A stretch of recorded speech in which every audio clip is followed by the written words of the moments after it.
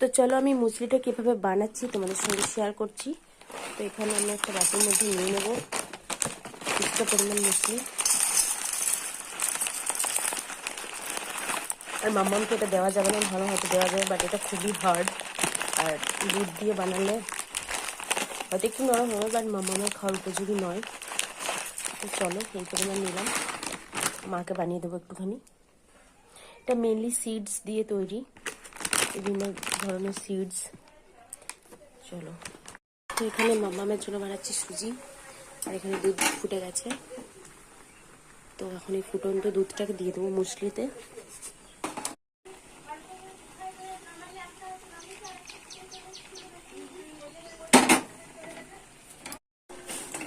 সুজিটা হয়ে গেছে,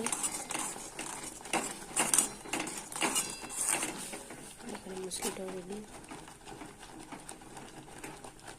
তো চলো এটা মাকে দিয়ে দেবো, আর এটা মাম্মাকে। তো চলো দুজনের জন্য রেডি।